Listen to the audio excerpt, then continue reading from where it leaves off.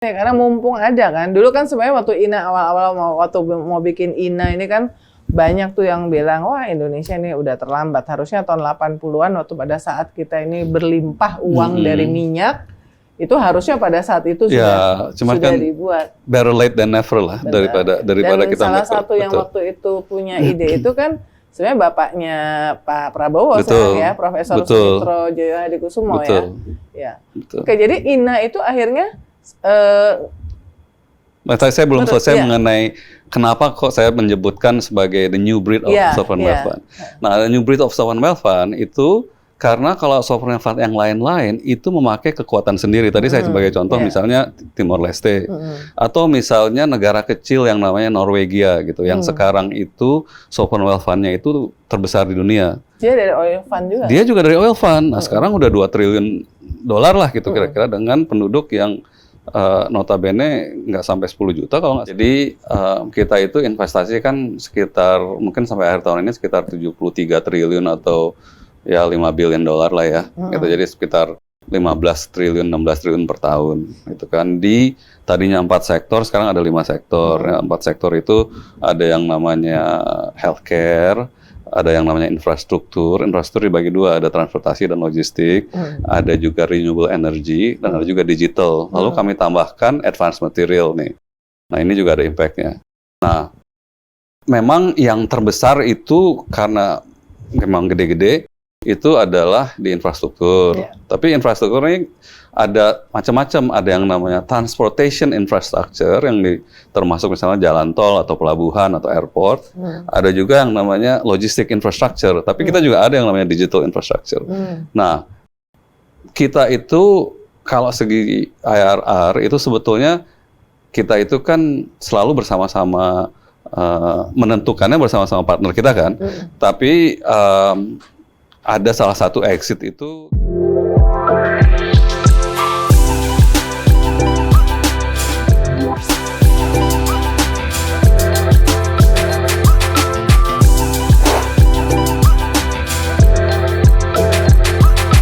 Hai Sobat Milenial and Gen Z, apa kabarnya? Semoga kalian sehat. Ini bulan-bulan yang banyak yang sakit karena pancaroba, hujan turun hampir setiap hari. Kita melihat bahwa musibah atau banjir itu masih terus berlanjut. Jadi semoga kalian jaga kesehatan.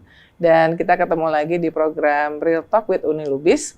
Seperti biasa di program ini saya selalu mengajak kalian untuk berkenalan meskipun virtual dengan narasumber yang bisa menjelaskan duduk perkara, kisah di balik layar, menginspirasi.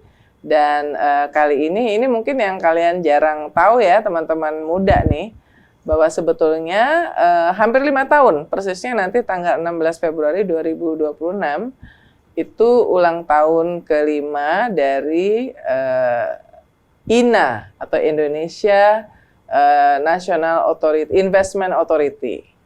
INA. Soalnya IN-nya berarti jadi INA. Harusnya kalau Indonesia Investment Authority harusnya IA ya, tapi jadinya INA. Makanya saya suka pabeliet kalau orang Sunda. Tapi Indonesia Investment Authority yang sebetulnya ini adalah sovereign wealth fund yang pertama seingat saya sejak saya jadi wartawan setahu saya yang didirikan oleh Indonesia. Dan kita akan menggali apa itu INA, apa yang sudah dilakukan selama hampir 5 tahun.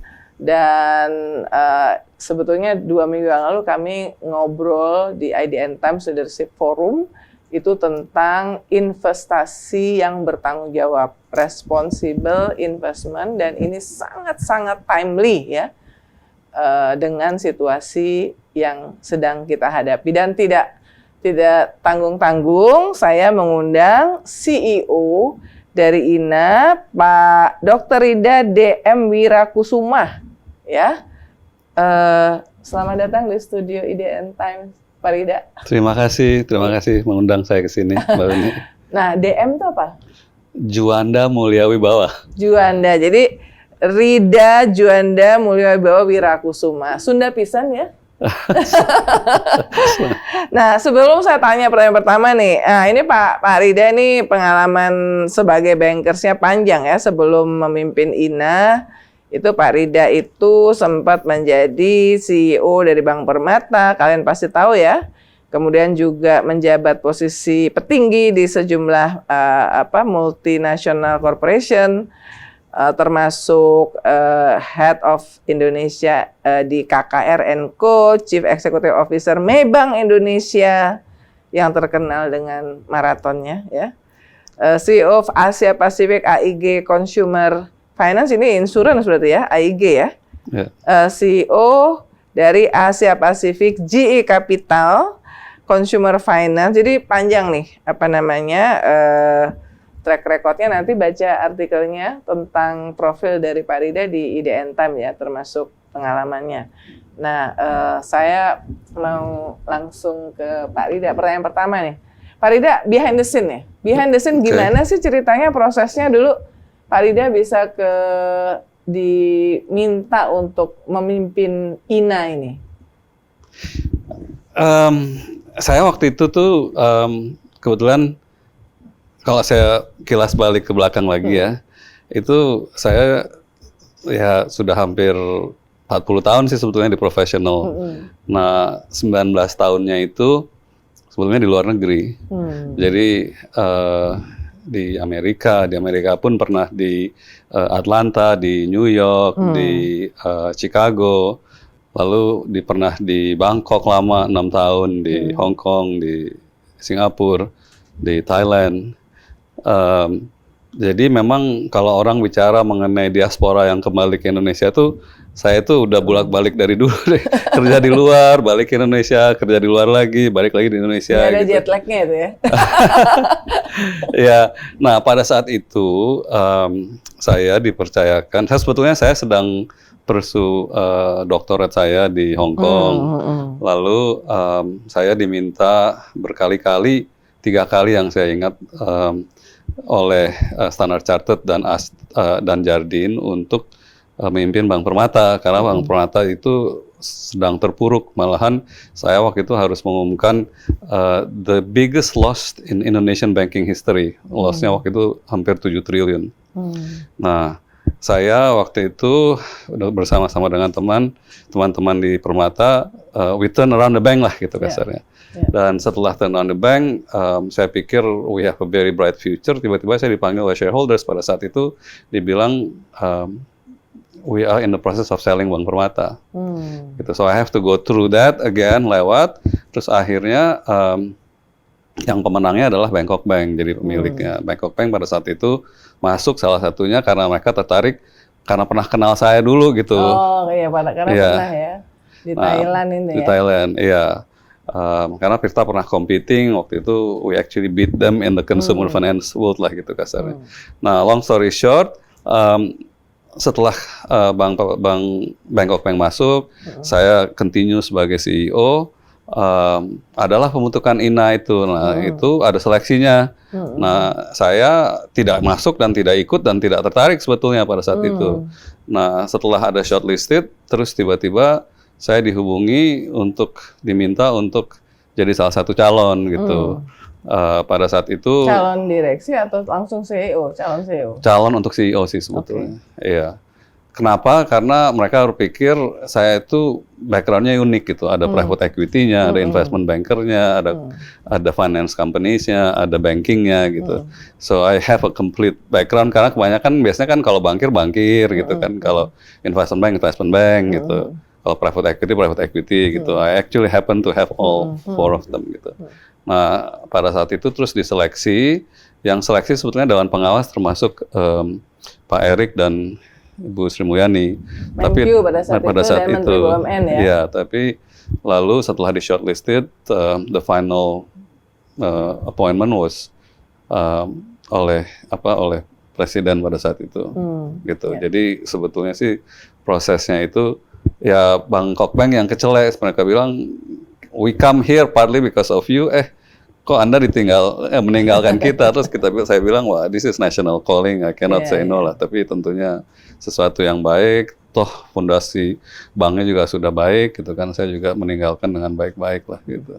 Jadi ketika akhirnya ditunjuk, diangkat, apakah Pak Rida sebelumnya sudah dapat briefing atau tahu tentang apa sih INA ini? Not really, nggak tahu sebetulnya. Tapi sebetulnya terus terang di Indonesia pun tidak ada yang tahu sovereign wealth fund itu seperti apa sih bentuknya gitu. Jadi kami waktu ditunjuk berlima itu pun juga menulis di papan tulis tentang visi dan misinya, and we have a dream about how we actually will make INA sebagai sovereign wealth fund yang bisa dibanggakan lah gitu kasarnya. Dan itu banyak ceritanya juga nih. Yang pertama itu tadi Mbak Uni sempat bilang, kok namanya INA sih, kan kalau Indonesia Investment Authority kan harusnya IIA itu. Nah benar sih, tapi waktu itu literally terjemahan lembaga pengelola investasi itu kami itu dibantu oleh beberapa sovereign wealth fund dan institusi asing. Contohnya JBIC dari Jepang, lalu USDFC dan juga ADIA. Nah, ADIA yang paling serius. Nah, ADIA itu membantu timnya, terus nggak tahu gimana tim pendiri, bukan saya loh, bilang kita pinjem deh namanya gitu, nama convention name-nya gitu. Kalau ADIA kan Abu Dhabi Investment Authority, QIA itu kan Qatar Investment Authority, kalau Kuwait kan Kuwait Investment Authority. Ya udah Indonesia Investment Authority aja deh gitu kasarnya. Ya udah dapat tuh jadinya Indonesia Investment Authority.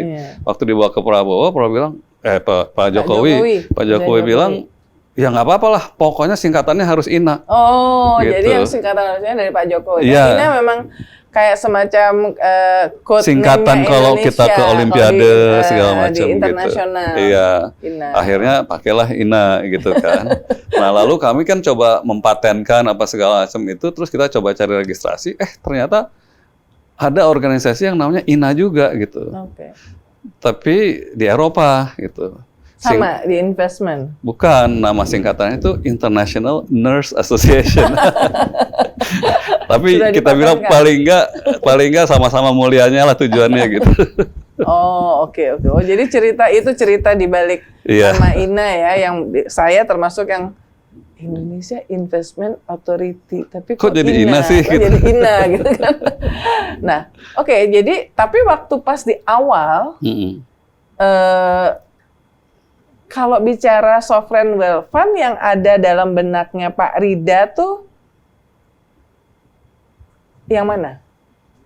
Maksudnya? Yang menjadi referensi. Minimal waktu pas mau wawancara ini, yang ada dalam benak Pak Rida tuh yang mana? Kan ada banyak tadi, termasuk yang disebut ya. Tapi apa yang jadi kemudian kalau ketika membuat sovereign wealth fund itu kata-kata sovereign itu berarti kan dipunyai oleh negara ya. Wealth itu kan kekayaan. Nah, fund is managing the wealth of that negara lah gitu kasarnya. Nah, memang di berbagai negara itu fungsinya macam-macam. Ada yang purely managing wealth, ada yang sebagai stabilisator. Ada juga yang strategic, gitu kan. Ada juga yang truly investment saja gitu. Nah, somehow itu di setiap negara itu beda-beda. Kalau sovereign fund yang pertama kali itu sebenarnya Kuwait itu udah 75 tahun yang lalu. Kalau Temasek dan GIC itu kira-kira udah 50 tahun yang lalu ya. Mereka itu juga evolve gitu loh. Sebagai contoh, kalau saya lihat antara Temasek sama GIC, kalau Temasek itu ada unsur strategisnya. Kalau GIC itu purely investment. Jadi gitu. yang Temasek ada strategis development-nya. Ada development-nya. Kayak semacam quote-unquote ada penugasan juga gitu ya dari pemerintah. Iya. Nah, ADIA kalau di UAE paling banyak tuh, ada ADIA, ada Mubadala, ada EDQ, ada Dubai juga sendiri. Jadi antara Dubai dan Abu Dhabi lain lagi gitu kan.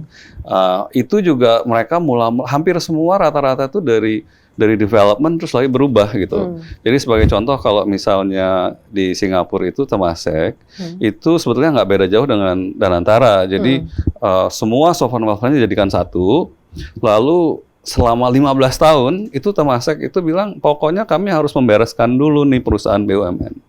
Jadi ada yang namanya apakah harus dijual, apakah harus Restrukturisasi diinjeksi, lah ya. harus ada yang dikembangkan, ada yang macam-macam direstrukturisasi gitu. Setelah 15 tahun mereka bilang, oh kita kebanyakan duit nih sekarang, kita bikin investasinya. Itu persis sama dengan EDQ, persis sama dengan khazanah juga. Kalau misalnya Mbak Uni pernah dengar yang namanya mobil Proton di Malaysia yang gagal itu dimasukkan ke khazanah tuh dengan 49 BUMN yang lain di Malaysia gitu. Mereka bereskan dulu, akhirnya barulah mereka. Nah setelah mereka menjadi investasi seperti Temasek atau orang EDQ, mereka itu investasinya bermacam-macam. Yang developmentnya kan sudah selesai tuh, sudah bagus gitu kan, karena mereka tuh berpikir it's better to be run professionally, sehingga mereka bisa betul-betul menjalankan misi untuk melipat gandakan kekayaan untuk anak cucunya gitu kasarnya kan. Nah waktu mereka itu melipat gandakan untuk kekayaan anak cucu itu mereka bilang we will invest in anything that actually fulfill our risk adjusted return. Nah itu bisa di dalam negeri, bisa di luar negeri, bisa yang fossil fuel type yang sekarang ditinggalkan, bisa yang renewable, bisa yang digital, bisa yang AI segala macam. Jadi kalau sudah mapan itu sovereign wealth fund itu bisa look at all other opportunities gitu loh kasarnya. Itu backgroundnya. Yang mana yang ideal buat Indonesia is actually a bit different. Kalau kita itu sekarang dianggap sebagai the new breed of sovereign wealth fund. INA ya, kita ini INA ya. Kenapa? Karena kalau QIA, KIA, even Temasek and GIC in the old days, ADIA, mereka atau Norges yang di Norwegia, mereka memakai kekuatan sendiri. Maksudnya itu dana yang sudah ada dipakai diinvestasikan. Sebagai contoh, Mbak, I don't know if you know the size ya, tapi INA itu diberikan dana 75 triliun, dalam dolarnya itu kira-kira 5 billion. 4,5 tahun lalu itu ya? 4,5 tahun yang lalu. Nah, kita ada negara tetangga dekat kecil kita yang namanya Timor Leste. Timor Leste itu merdeka tahun 2003. 2004 mereka mendirikan sovereign wealth fund-nya langsung. Kenapa? Karena mereka bilang kita ada dana-dana oil nih. Nah itu langsung masuk dulu ke sovereign wealth fund-nya, di manage itu.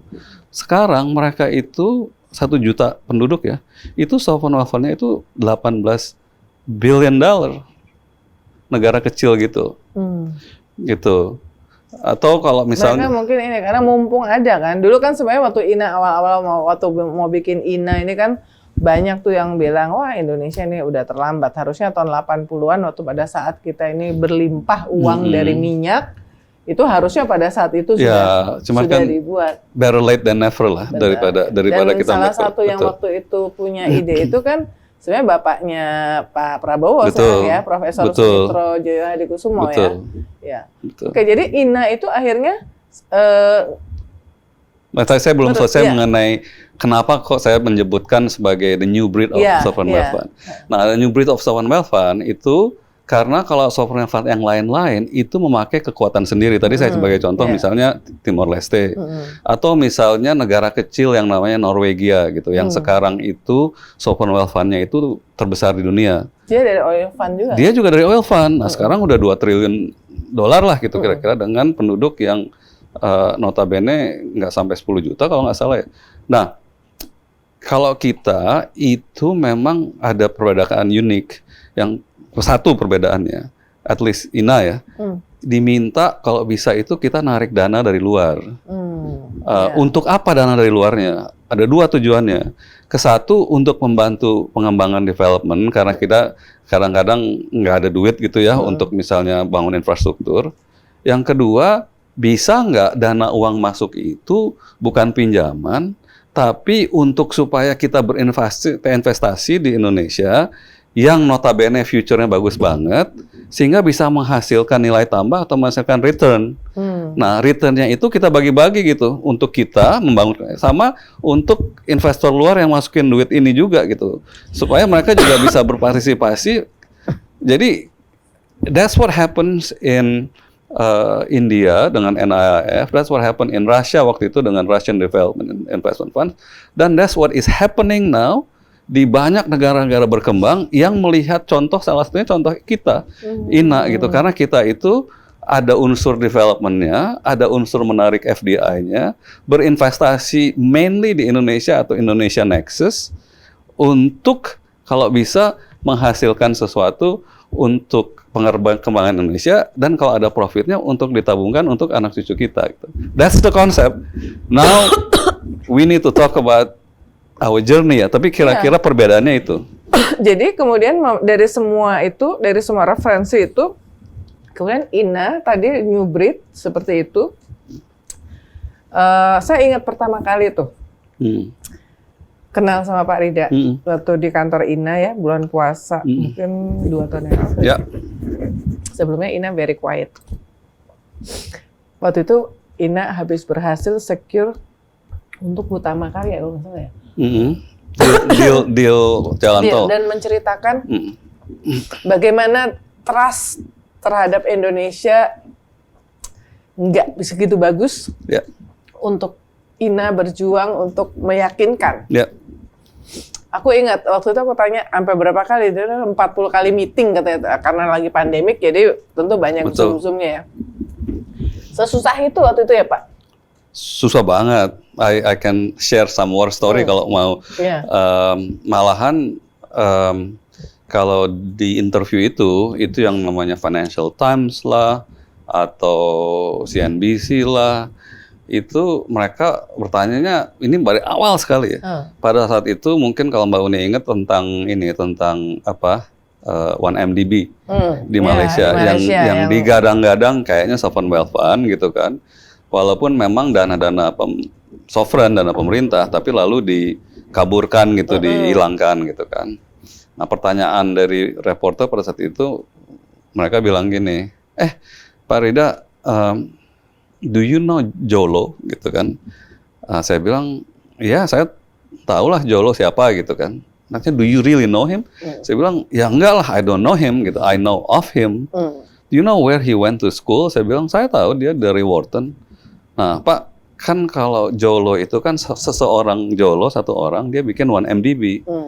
INA kan punya 2 dari Wharton katanya. Are you trying to make 2 MDB katanya gitu. Saya bilang nih kurang ajar gitu. 1 MDB aja udah berasa menjatuhkan Perdana Menteri itu. Iya, makanya. Nah, jadi that's the type of questions yang harus saya hadapi pada saat itu. Satu, Indonesia udah susah gitu. Kedua, saya tuh punya 2 CIO, Arif Budiman dan Stefanus, yang kebetulan dua-duanya sudah di Danantara. Iya, itu memang lulusan Wharton. As you know, Wharton is a very good school. Cuman kan namanya Jolo itu kan di sana kan jadi baik. Jadi memang governance was very important.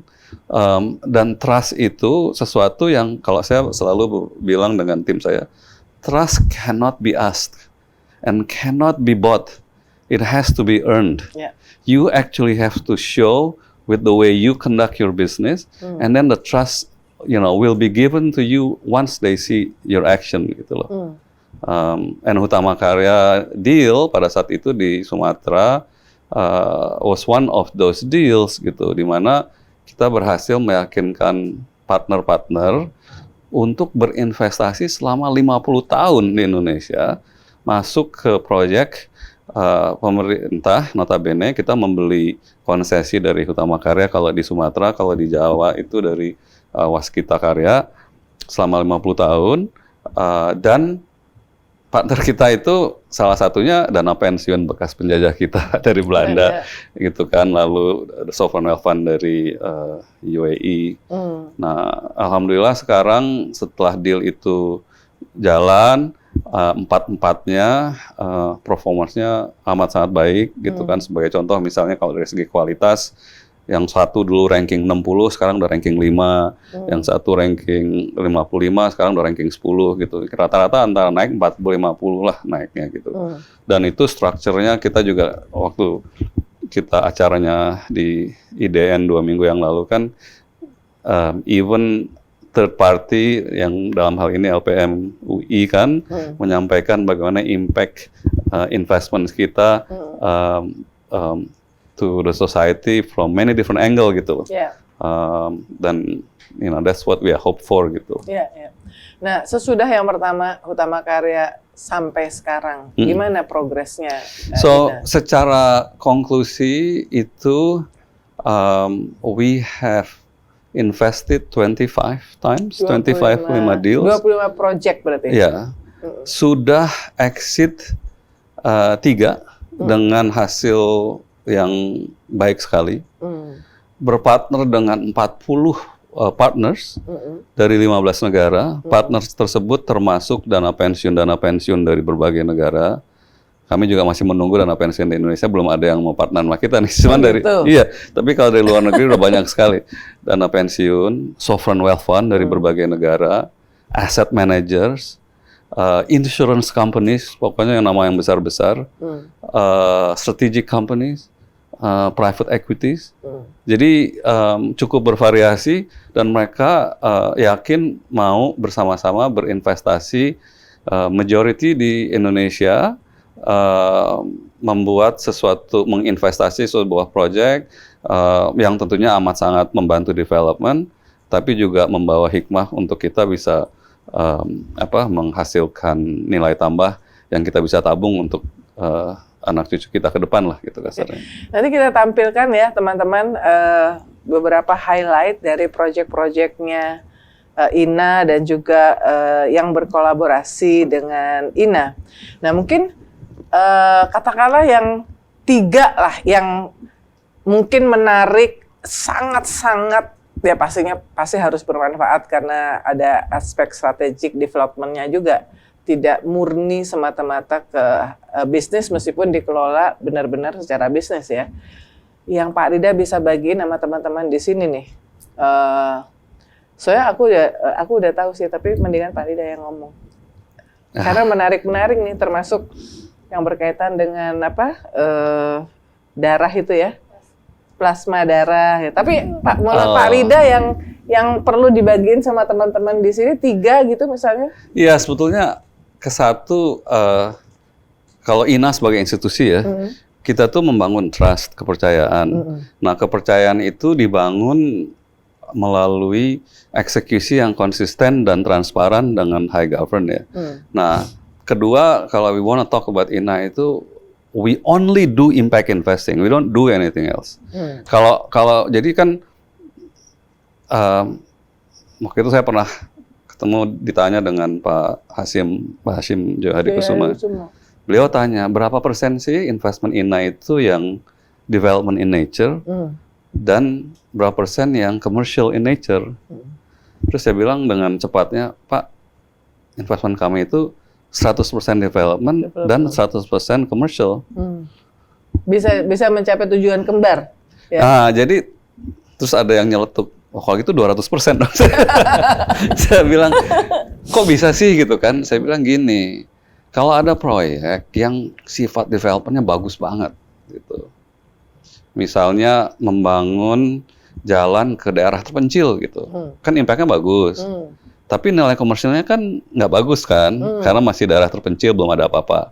Itu bukan buat kita, itu mungkin buat Kementerian PUPR atau apa gitu. Jadi we don't do those deals. What we do is development yang memang ada nilai komersialnya. Tapi ada juga ada proyek yang komersialnya tuh bagus banget gitu, datang ke kita gitu. Tapi nggak ada development impact-nya.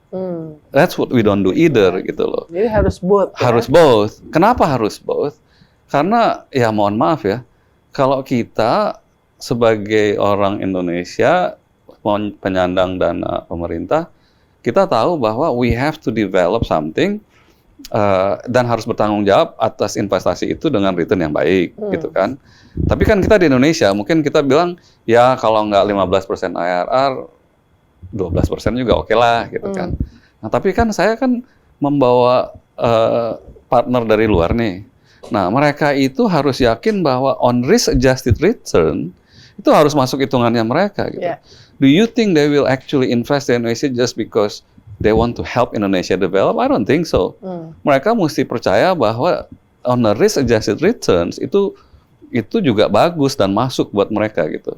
Nah, tapi tadi saya udah sebutkan 3 hal ya. Satu adalah trust, kedua adalah impact. Nah, yang ketiga itu sebetulnya execution. You could have a dream, but without execution, it's nothing. Gitu. Jadi trust, and you know you have to impact, but you have to execute. Nah, execute ini nggak bisa setengah-setengah. You have to really roll up the sleeve and goes under the hood, ngelihat bener-bener gitu. Jadi that's what we do gitu. Nah, untuk bisa execute itu, aku jadi teringat lagi bahwa there are a couple things we have to keep in mind. Yang ke satu, kita tuh nggak bisa menang sendirian gitu. We have to be partnering, always collaborating gitu. Apakah dengan pemerintah setempat, dengan stakeholder yang lain, dengan media, dengan masyarakat. Kalau kita mau berinvestasi itu, we need to know the impact to the society juga gitu. Partnership in a true sense itu yang betul-betul on a win-win situation itu perlu banget ya. Jadi kalau misalnya kita berpartner dengan orang luar negeri pun, they have to know that we actually honest. They have to know that we can be trusted gitu, and trustworthy gitu. Nah, partnership is good. Kedua, memang ini saya bilang mengenai investment ya, Mbak ya. Satu, partnership itu penting. Yang kedua, memang dari segi uangnya kan penting. Nah, yang ketiga itu dari investable deals-nya seperti apa gitu. Nah, orang tuh selalu ngomongnya mengenai uangnya terus gitu loh. Mereka tuh lupa bahwa if you don't have an investable deal, you can forget about the money part. On the other hand, kalau dealnya itu bagus, you can find the money. Gitu loh. Jadi on those 3 things itu kayak kalau aku megang kelinci duduk di kursi yang kakinya 3 gitu, kalau satu nggak ada jatuh kita gitu. Oh, suka megang kelinci ya? Sama dong. Sama dong. Baru sebulan yang lalu pas rapat forum Pemret sama teman-teman Pemret di LKBN Antara. Mampir ke Kan sana. deket kan, mumpung lagi di LKBN Antara, kita makan bakmi kelinci. Kayaknya dari zaman kecil udah diajakin sama Gitu ibu ya? saya. Gitu. Dari mulai di gang beneran sekarang di Sampai restoran gede. makanya. Intermezzo teman-teman, soalnya biar nggak berat nih ngomong gitu. Oke, jadi 3 hal itu penting. Nah itu yang selalu menjadi kayak semacam kayak semacam DNA-nya di INA ini betul. ya. Termasuk ketika memilih akan masuk ke proyek yang mana. Nah, itu prosesnya sebelum nanti kembali lagi pertanyaan saya soalnya banyak yang menarik loh teman-teman, termasuk yang buat kalian nih kayak data center ya. Waduh, data center nih ngetop banget karena kita pernah di bridge data center kita luar biasa sampai down itu sistem di imigrasi ya. Tapi tadi jadi ketika gimana ceritanya? Apakah INA yang cari atau orang yang datang menawarkan? Actually, everything. Ada yang INA cari, ada yang INA construct, ada yang kita diajak, ada yang kita ditawarin, ada yang kita harus salvage misalnya. Jadi bermacam-macam sih. Jadi sebetulnya kalau dari sukses ratio antara pipeline dan execution itu sebetulnya antara sekarang kita udah kira-kira 30% lah. Dulu kita mula-mula tuh antara 10-20%. Jadi every 100 deal that we bring in mungkin cuma 5-10 yang bisa dilaksanakan gitu loh. Itu susah sekali gitu. That's what I'm saying. Yang namanya investable deal itu susah gitu. Jadi sebagai ilustrasi aja, kami baru dapat report dari McKinsey report itu yang terakhir banget gitu, yang mungkin I would urge you untuk baca report itu. Tapi report itu menekankan bagaimana pentingnya Indonesia untuk bisa menjadi Indonesia emas itu harus pay so much attention on productivity. Nah, itu di situ disebut bahwa in 2023 ada $1.7 billion deal in private equity gitu. Kita tuh biasanya membandingkannya itu deal kita kan tipenya private equity deals. Jadi kita maksudnya private equity itu apa sih?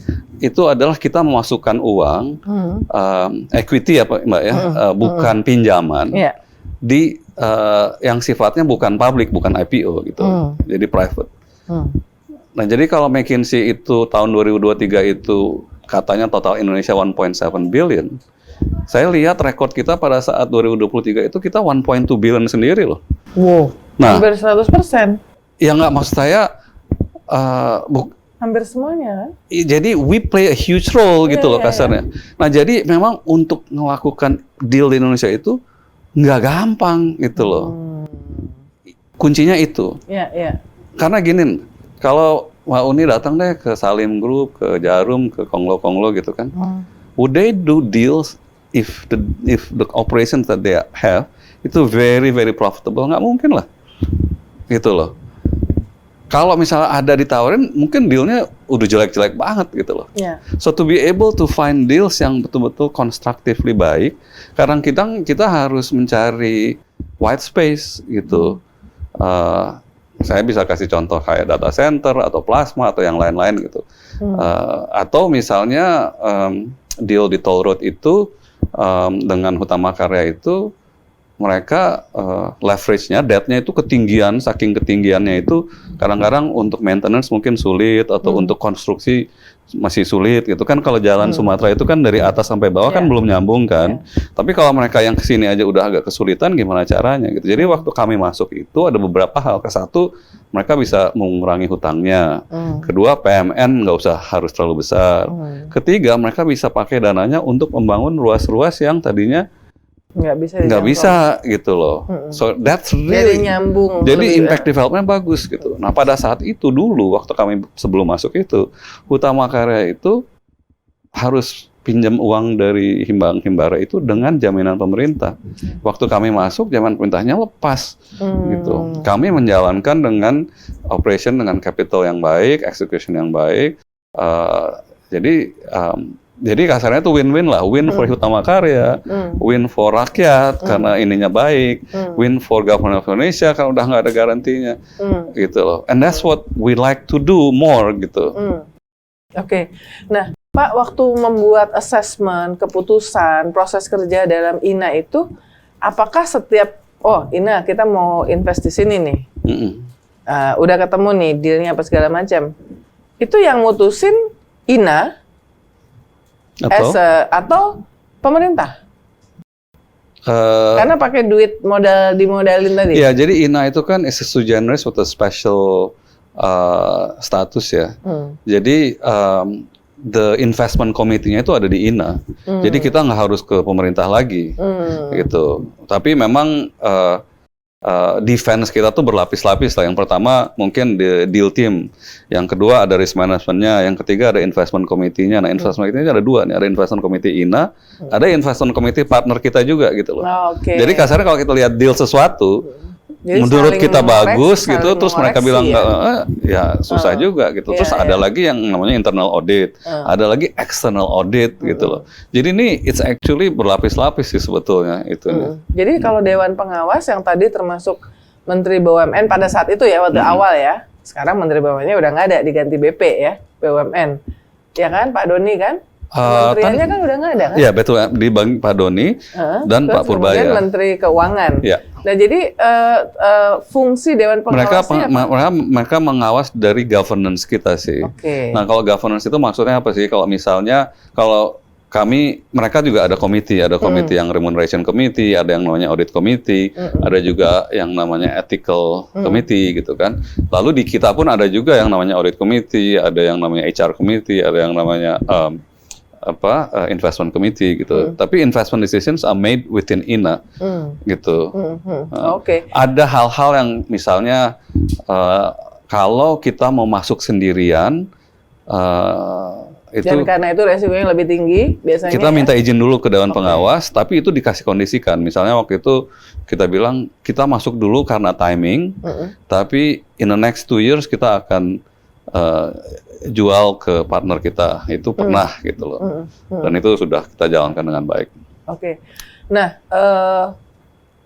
kalau saya tuh benar-benar tadi pengen dari 25 itu ya, dari 25 itu yang katakanlah secara komersial ya. Karena semuanya udah pasti 25 itu ada impactful development.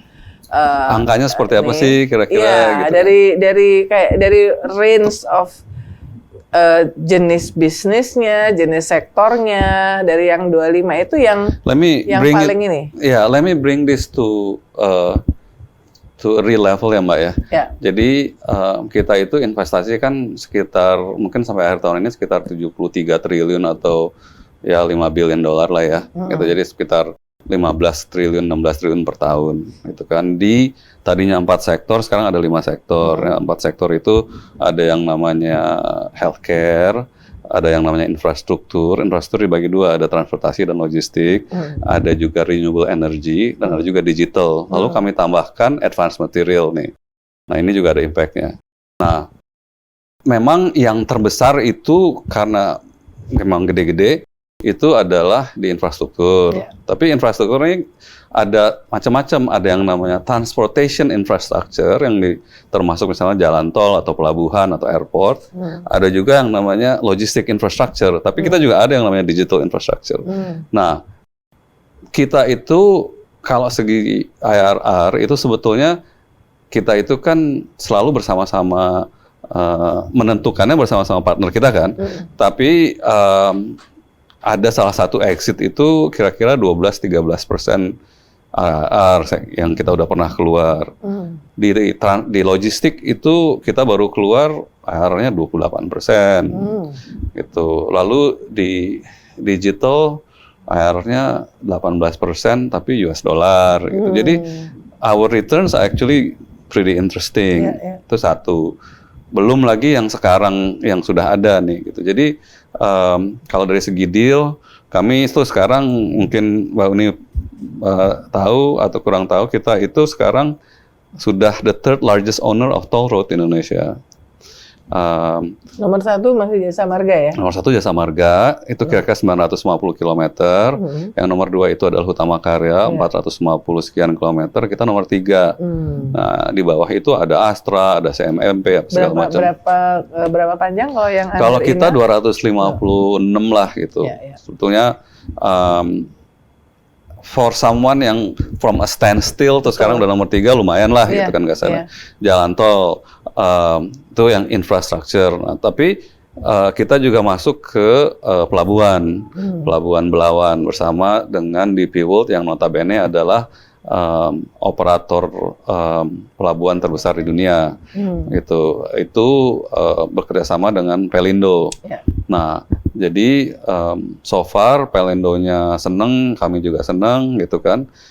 Malahan mungkin kita sedang menjajaki proyek-proyek handling pelabuhan-pelabuhan yang lain gitu. Nah, yang saya ingin sampaikan itu every time we bring in the projects gitu kan, apakah kita membawa DP World atau tadi apa, itu kita selalu membawa it's not just the money, it's the technology, and it's the competency, it's the management gitu kan yang kita harapkan akan bisa menjadi lebih baik dan lebih govern gitu. Sebagai contoh misalnya dulu saya kalau ke Pelabuhan Belawan itu dulu sama sekarang tuh lain banget. Saya kan interview nih anak-anak pelabuhan di sana, bekas tim Pelindo juga. Mereka bilang, Pak, sekarang sih seru Pak kalau masuk ke Belawan Container Terminal itu betul-betul steril gitu. Kalau dulu pakai sandal jepit, celana pendek, jadi bawa jualan. Udah kayak di Singapura lah ya. Iya. Area atau di Sydney area yang sampai ke pinggir kontainernya tuh bersih, clean, nggak kayak spooky, brong yang penuh dan kayak di film-film kejahatan ya. Silahkan nanti kalau mau. Kan, betul. image-nya selama ini kalau pelabuhan tuh nggak aman gitu ya. Betul. Jadi kalau mau ke sana nanti silahkan nanti kami antar itu. Demikian juga dari segi jalan tol gitu kan, bukan rankingnya. Kemarin baru saya ngobrol dengan anak perusahaan kita yang menjalankan jalan tol. Kita lagi tanda tangan dengan investor Korea dan Taiwan yang punya industrial area di Jawa Tengah nih. Jadi salah satu tol itu kita sediakan tanah 2 hektar, mereka lihat, kita kerjasama, mereka bilang, kalau kita tambah 8 hektar, uang kita sendiri boleh nggak? Ya, boleh dong gitu. Jadi mau bikin rest area 10 gitu kan. Kita baru aja kemarin itu dengan PLN misalnya menandatangan apa sih istilahnya tuh kalau bahasa Indonesianya tuh SPKLU atau apa. Jadi charging station untuk mobil yang terbesar di Indonesia tuh 26 station gitu kan. Jadi kalau jalan tol Jawa Bali gitu, nah itu yang terbesar tuh di jalan tol kita gitu. So we actually putting technology, putting kebersihan. Saya baru bilang sama mereka pokoknya. Jadi benar-benar mengubah ya. Iya gitu. Saya bilang pokoknya toilet nomor 1 ya. Saya bilang kita ganti semua dengan material yang baik gitu kan, supaya kenyamanan orang juga lebih baik gitu. Nah, Belawan juga sama gitu. Tapi itu transportation logistik, transportation infrastructure. Ada juga yang namanya logistik infrastructure yang kita waktu itu bangun yang namanya gudang modern. Orang bilang kok ngapain sih lu bikin gudang gitu kan. Nah, gudang itu yang menarik gitu, yang saya mungkin pernah bilang juga. Aku pernah dengar diceritain sama saya ulang untuk itu.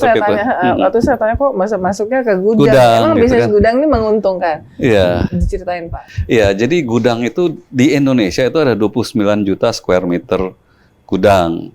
Itu perbandingannya kalau di Jepang ada 32 juta, 33 juta gitu. Tapi kalau di Jepang itu semuanya modern, di kita tuh hanya 8% yang modern. Dari 8% itu hanya 30% yang punya water sprinkler, pemadam kebakaran itu. Jadi 2 tahun yang lalu JNI itu di Jakarta Barat tuh bilang, kita nggak punya water sprinkler nih tempat gudang kita. Mereka mereka bilang yuk kita pasang deh gitu. Pipa-pipanya di halaman gitu. Terus kebakaran total gitu. Nah, padahal secara peraturan setiap gudang di Indonesia harus ada. Itu betapa parahnya gitu. Governance ini ya. Ya, nah sekarang karena kita itu udah sukses, jadi kalau ke Mbak Uni ke gudang kita itu jam 12 siang itu di tengah-tengah itu dingin banget gitu karena sirkulasinya bagus banget gitu kan. Terus untuk 60.000 square meter gudang aja itu kita kasih kayak mau bangun gedung gitu. Jadi piling point-nya itu di 8.000 titik gitu. Jadi rata banget gitu. Jadi kalau mau kendaraan masuk ke atas mau pakai sistem segala macam itu udah jadi ini kayak jadi basically bring global standard ya. Actually, to be honest, this was actually built by the biggest builder of warehouse di Asia yang notabene itu Japan based. So it's actually using Japan standard, which is actually a global standard gitu. Jadi jauh di atas gitu. Makanya waktu kita bangun 100% laku gitu kan. Sekarang kita baru menggait, itu udah jalan nih, ada yang udah dijual nih, ada yang udah untung kan gitu kan. Sekarang kita didekati oleh the second largest sovereign wealth fund di dunia, yaitu namanya CIC. So sekarang kita sudah bersama-sama CIC dan ISR yang membangun itu untuk membangun di beberapa lokasi lagi di Indonesia. So now we actually expanding itu. Kita pikir gapnya kan masih besar gitu. Nah itu di logistik itu kan kita kalau orang selalu ngomong ICOR gitu. But what do you mean when you talk about ICOR gitu? You have to translate that into something that actually actionable supaya bisa benar-benar merubah itu gitu loh. We cannot just talk about ICOR 6.3 terus gitu loh. We have to be able to translate that into bentuk investmentnya seperti apa sih untuk reducing itu gitu loh. Nah, that's the difference again between us. What we trying to do itu really want to focus on execution.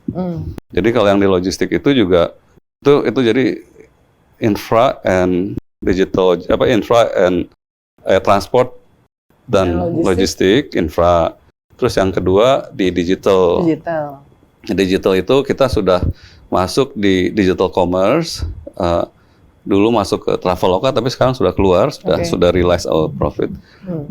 Lalu yang membanggakan itu kita sekarang sudah punya data center terbesar di Indonesia nih, yang orang nggak banyak tahu dan sudah 100% laku. Dan orang tuh kalau di pikir Batam ya? Di Batam.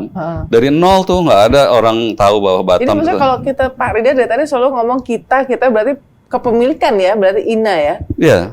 Itu project, terus ada saya tuh kalau membahasakan kita as in Indonesia kita gitu. Oke. INA. Karena INA toh Indonesia ya, pakai duit dari. Betul. Nah, jadi yang data centernya gimana? Ini pasti menarik nih buat milenial. Jadi data center itu orang tuh mikirnya data center kalau yang setahu kita ilmu dulu itu adalah cloud. Jadi kita biasanya taruh data di komputer kita nih. Nah sekarang kita taruhnya di cloud nih. That's what the original data center. Itu sekarang pun itu kita tuh again Indonesia nggak seluruhnya ada di Indonesia gitu. Iya, pasti. Sebagai contoh, Dan ini pakai WhatsApp nggak sih? Isu iyalah. Dan Nah, WhatsApp itu data centernya di mana? Itu isu sensitif loh, soal sovereignty ya, Makanya. kedaulatan, privacy Makanya. data dan segala macam. Makanya. Now let me just tell you some numbers ya. Jadi Indonesia kan 250 megawatt. Total Indonesia nih secara negara gitu. Sementara Singapura itu 770-800 megawatt gitu. Sepertiganya ya. Padahal kan penduduk 3 kali lipat. 3 kali lipat. Mereka 770, kita cuma 250. 3 kali lipat. Padahal mereka negaranya semprit gitu kan. Saya kalau misalnya ditanya di luar negeri, Indonesia itu segede apa, saya tuh ngejelasin, saya pernah ditanya nih sama taksi di Singapura, saya bilang gimana ngejelasinnya gitu. Terus saya bilang, populasi Singapura berapa sih? Saya bilang ke taxi driver, dia bilang 5 juta. Saya bilang, nah itu, Indonesia give birth to one Singapore every year. Dia bilang, wah gila. Saya baru kasih speech di Harvard juga, waktu saya kemukakan itu mereka bilang, yang benar gitu loh. Just to relativity lah, bahwa Indonesia itu negara indah banget dengan potensi demografik yang luar biasa banget gitu loh. Nah, jadi bahwasanya kita tuh cuma punya data center 250, mereka punya 3 kali lipat tuh kan sedih gitu loh. Yeah. Netflix data centernya di Singapura, WhatsApp di Singapura gitu kan, banyak banget data-data kita tuh masih di Singapura. We have to develop our own, tapi untuk develop data center Indonesia itu nggak gampang gitu. Teknologinya, investmentnya, executionnya. Itu katanya termasuk soal kontur tanah apa segala macam penting ya, Pak? Aduh. Saya pernah ke data center yang di Kapan-kapan ke Cina. data center kita. Saya pernah di Kunming itu.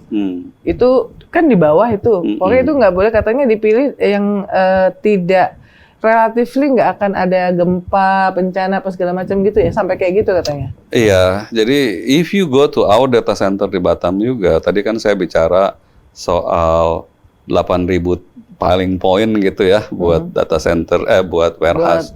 Ini lebih parah lagi investmentnya, lebih structure-nya lebih gila lagi gitu. Nah, tapi investasinya itu kira-kira 8 sampai 10 juta per megawatt gitu loh.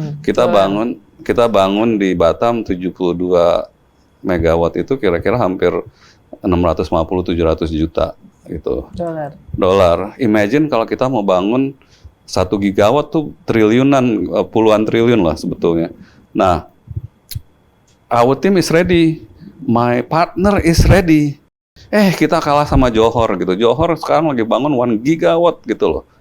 Kita udah untung bisa dapetin tuh yang Batam itu. Mereka itu kayak roll out the carpet gitu. Kita tuh setengah mati sih untuk bikin Batam itu. But now that we have done it, I think we can multiply it gitu loh. Itu partnernya dengan mana? Dengan dari Day One namanya. Day One itu is the third largest. Sebetulnya tuh mereka urunannya dari GDS. GDS itu tadinya China based, tapi salah satu two big shareholders-nya itu termasuk ada GIC-nya, ada Temasek-nya gitu. Nah, yang lebih membanggakan kita untuk yang data center kita yang di Batam ini yang sekarang 100% udah laku itu. Tadi saya bicara mengenai cloud kan. Ada satu tipe lagi yang baru yang namanya AI. AI itu untuk learning-nya aja itu perlu data center yang jauh lebih membutuhkan listrik yang lebih tinggi lagi daripada yang cloud ini. Dan chipsnya itu pakai GPUs gitu. Kalau yang gamer-gamer udah pada tahu kan ini GPUs gitu kan, karena dan itu yang dipakai di data center kita itu yang namanya Nvidia Blackwell B1 chips itu. Yang Jensen Huang pernah ke sini kan? Itu nggak boleh dipakai di Cina. Itu pertama kalinya dipakai di South Asia di data center kita. Gitu. Dan itu 100% dipakai buat AI. Gitu. Ya lumayan lah, in a small little way we want to make a difference di so Indonesia. Dari pengalaman yang data center di Batam, apakah Ina melihat bahwa bisnis project data center itu one of the promising sector one of the promising, when you talk about promising, itu kalau di investment itu selalu ada there is a term called return karena on investment. udah laku kan tadi. Ya, there is a term called return on investment kan, Mbak ya. Now we talk about IRR apa segala macam gitu. Tapi return on investment itu you invest and you have to have return. Jadi sebagai contoh di Jakarta itu data center sebetulnya banyak, malahan agak kelebihan banyak, malah data center di sini itu kapasitasnya nggak terpakai. Kenapa? They not built to the specs that the user wants to use gitu. Jadi asal bangun aja. Tadi kan termasuk yang dibangun Telkom. Wah, aku nggak tahu kalau Telkom. Satu Telkom itu kan cuma 25 megawatt kalau nggak salah. Saya belum tahu, nggak bisa komen lah. Tapi maksud saya itu ke satu misalnya kalau data centernya itu dari segi power aja kadang-kadang biarpet ya susah. Atau misalnya bikin rack-nya aja nggak bisa compliance to certain standard. Orang nggak mau gitu loh. Atau jadi when we build, itu ternyata tuh lesson learned for us itu banyak banget loh. Satu dari real estate-nya. Real estate-nya sih orang suka berhenti di situ. Padahal real estate is only one thing. Ternyata perlu cooling sistemnya, air perlu. Energy type-nya perlu. Chips-nya perlu. Bikin construction design-nya perlu. Udah gitu, yang mau beli siapa? Jadi kadang-kadang orang cuma, gue punya tanah gitu kan, dasarnya. Bangun deh ya. Gitu kan. Ntar bangunnya ngawur-ngawur gitu, udah listriknya nggak bearpet, udah gitu chipsnya juga nggak kunjung tiba gitu. Si Jensen Huang bilang, aku nggak mau jual chip ke kamu gitu, nggak jalan gitu loh. Jadi there's so many factors. Udah jadi pun itu kayak Singapore Telkom kalau salah udah bikin di sini, itu juga belum 100% loh, mungkin baru 50%. Udah jadi di BSD. Karena yang mau beli siapa? Kalau yang mau beli bilang, wah gue nggak punya duit tuh buat untuk bayar kalian gitu. Dan the return on investment-nya kan susah juga. Kalau punya kita, the fact that it's actually 100% laku, langsung laku gitu. Karena we build to specs juga gitu loh. Tapi karena kita bangunnya baik, dibelinya tuh sekarang oleh hyperscaler dari dunia ya. Sekarang banyak yang minta kita bangunin. They all now came to us because of the quality. Mau dong gitu loh. So that's what is the importance of the word execution tadi, Mbak. Gitu loh. Iya, ini benar-benar baru karena apa? Selama itu kalau ngebayangin investasi tuh bangun jalan tol, pelabuhan, kemudian membangun apa ya? Ya yang kita kayak gitu-gitulah. Selalu identiknya tuh dengan infrastruktur ya, karena dianggap membutuhkan investasi dengan yang gede gitu. Ternyata ini data center, lalu yang plasma itu ya. Ya, yang plasma, iya, nggak habis-habis deh. Tapi ceritain dong yang plasma, Pak. Aku pengen Pak Rida berbagi. Bahwa ini juga menarik gini. Kalau yang plasma ini menarik banget. Karena apa? Apa sih plasma itu? Ada yang bilang, plasma TV ya?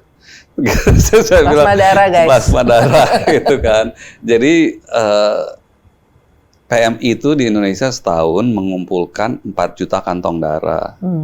Tapi yang dipakai darah-darah itu hanya darah merahnya saja, sel darah merah.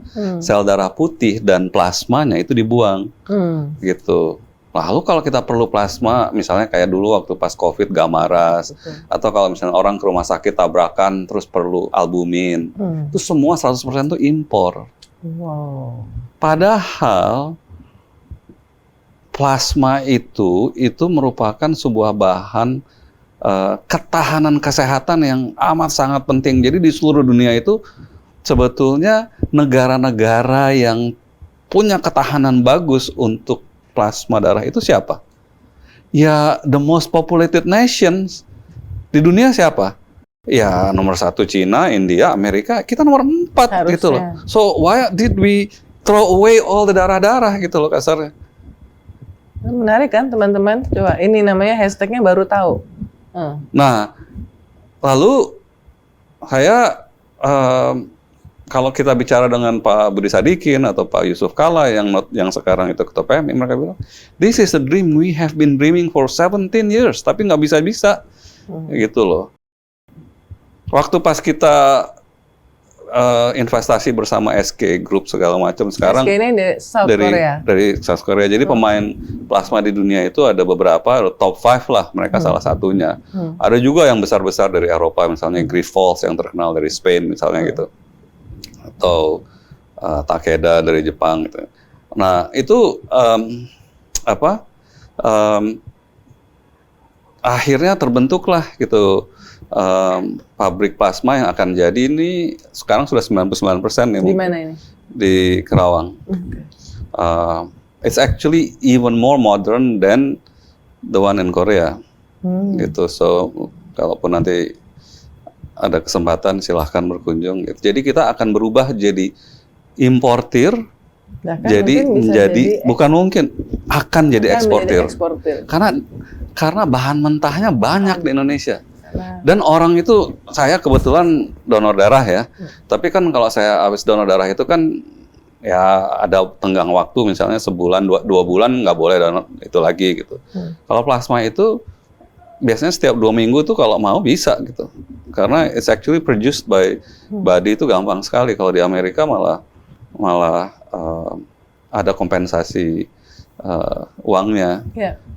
Tapi yang penting tuh that actually is good for our own health security and health sovereignty. Dan itu justru sekarang orang malah bilang ada sih waktu itu investor yang menurut saya kurang ethical. Kita ambil darahnya di Indonesia deh, tapi prosesnya di luar. Bilang enak aja lu. Gitu kan. Kalau mau ambil darah Indonesia, proses di Indonesia untuk kebutuhan Indonesia, nanti sisanya kita bisa ekspor gitu loh. So ada isu kemandirian ya, kemandirian, kemanusiaan, segala macam. Iya. 2 pertanyaan terakhir Pak. Yang pertama soal responsible investment. Ya, jadi sebetulnya bisa disimpulkan bahwa INA ini hanya menjalankan responsible investment ya. INA menjalankan investment yang responsible karena kita ada unsur development. Jadi yes, it is true, we are only investing in the investments yang responsible. Nah, responsible itu ada yang sifatnya ESG gitu, ada yang sifatnya memang social. Well, social is part of the S ya. Tapi semua investment kita itu is impactful and is responsible. Dan actually brings positive impact to Indonesia. Kalau nggak, kita nggak akan menjalankan. Dan bisa untung. Artinya sebetulnya isu finansial, komersial dengan isu isu impactful yang di dalamnya ada ESG apa segala macam. Karena waktu diskusi kan kita juga muncul ya bahwa masih banyak yang berpikir bahwa doing ESG dalam bisnisnya itu mahal, ya kan? Dan kalau mahal nanti khawatirnya mereka harus menaikkan harga dari produknya yang dikonsumsi oleh masyarakat. Jadi masyarakat tuh masih ada semacam, kalau masyarakat kalau mau membeli barang-barang yang ramah lingkungan, pro lingkungan, apa segala macam tuh, barang itu tuh kategorinya premium, harus dibeli dengan lebih mahal. Masih ada yang berpikir seperti itu. Iya, cuman kalau saya tuh agak sedikit memperluas ya. Kalau kita menjalankan bisnis dengan seefisiensi mungkin, dengan seresponsible mungkin, that we actually take good care of our employees, we take good care of the societies, we actually take good care of the waste gitu kan. Itu sebetulnya jauh jadi lebih efisien malahan gitu loh. Apalagi kalau mereka bilang ya tapi kan ntar ada tambahan investment. Tapi tambahan investment dengan yield yang lebih tinggi. Satu itu. Kedua, sekarang itu terus terang aku agak-agak iri hati juga nih sama anak-anak muda yang jago-jago AI segala macam. Because with AI and with technology, you can achieve so much more with the same resources. So use that AI to your advantage gitu. That's the reason why we are going to promote more development of the AI learning data center itu, karena hopefully Indonesia will be able to use that to harness the power. Jadi kita kalau mau bilang I-core kita jadi 6,3 itu bisa langsung loncat karena every single thing we do, we think through efisiensinya secara teknologi and then we execute. But let some people do the dream. We all need to think about the execution. Wah, menarik banget nih. Udah 1 jam kita. Pertanyaan terakhir nih, Pak. pasti orang juga pengen tahu nih ya. Jadi kan INA ini berdiri under Undang-Undang Cipta Kerja kan. Karena kita memang ingin meningkatkan pertumbuhan, salah satu faktor dari meningkatkan pertumbuhan ada dengan investasi tentunya dan segala macam. Nah tapi sekarang ada Danantara juga ya. Danantara membawahi 1046 BUMN sampai ke cicit, udah lebih jadi cicit, katanya sampai L7, udah nggak tahu kalau L7 tuh jatuhnya udah nggak ngerti namanya. Nah berarti INA ini fokus sekarang ke di luar BUMN ya, meskipun di awal dulu sebelum ada Danantara sempat ngerjain yang pelabuhan dengan Pelindo, kemudian Hutan Makarya ya. Kira-kira seperti itu ya untuk kita jelasin sama teman-teman milenial agency. Iya, mungkin saya beri konteks dulu sedikit ya Mbak Uni ya. Kalau di negara-negara lain itu multiple sovereign wealth kan banyak biasa gitu kan. Apalagi negara kita yang demikian besarnya itu harusnya bukan cuma 2, mungkin 3, 4 juga nggak apa-apa sih gitu. Karena apa? Karena sebetulnya investasi kita itu masih jauh kalah dengan investasi yang datang ke negara-negara lain gitu kasarnya. Nah, jadi apakah itu investasi dalam negeri atau investasi luar negeri? Nah, kita ini kan sama-sama punya negara, sama-sama ingin menjadi katalis dunia investasi, sama-sama kalau bisa mengeksekusikan mimpi pemerintah untuk menjalankan investasi dengan baik-baiknya gitu. Jadi sebetulnya sih sah-sah aja, tapi pertanyaan Mbak Uni tadi betul, karena kan kami lahir dari Undang-Undang Cipta Kerja nih, yang kalau Danantara dengan Undang-Undang BUMN, ya tentunya seluruh ekosistem BUMN itu di bawah Danantara gitu. Dan peran BUMN itu kan luar biasa besar dan luar biasa pentingnya gitu. Jadi memang dengan adanya Danantara itu kami diharapkan untuk berfokus ke yang di luar BUMN gitu. Nah, kelebihannya Danantara, kalau dulu kami ada deal bersama-sama BUMN itu melalui yang kalau bahasa Inggrisnya itu di art of persuasion ya, kami harus bernegosiasi kalau kita mau berinvestasi. Kalau mereka kan sekarang mempunyai power of authority dan the delegation of authority, yang dengan itu mereka bisa menjalankan misinya dengan lebih direct dan lebih leluasa gitu. Tapi thanks to pengalaman-pengalaman dari investasi pertama 4,5 tahun yang lalu, trust itu sudah diperoleh oleh INA ya, dan semoga bisa dilanjutkan, dimanfaatkan untuk kepentingan tadi ya, impactful investment untuk manfaat bagi rakyat Indonesia ya. Betul, jadi kalau dari segi size pun kan kami jadi kayak semacam eksperimen gitu ya. Sementara Danantara kan size-nya lebih besar. Jadi mudah-mudahan dengan pengalaman yang kami sudah lakukan, 25 investasi dengan 40 partner. Berapa orang? 80 orang? Karyawan? Karyawan 80 orang. 80 orang. Dengan apa? Dengan dari 15 negara itu dengan tentunya pengalaman yang sukses dan pengalaman yang pahit yang bisa kita pelajari, yang bisa kita hindari, ini paling nggak is a learning yang mungkin bisa berguna lah, mudah-mudahan gitu kan. Untuk investasi kita ke depannya ya. Iya. Jadi itu tadi teman-teman obrolan saya dengan Pak Rida, CEO dari Indonesia Investment Authority yang singkatannya adalah INA. Saya belajar banyak. Mudah-mudahan kalian juga jadi tahu lebih banyak tentang apa yang sudah dikerjakan oleh INA. Terima kasih Pak Rida, dan sukses terus buat INA and the team semuanya yang 80 orang. Sama-sama. Dan kita akan ketemu lagi di Real Talk with Uni Lubis berikutnya. Salam.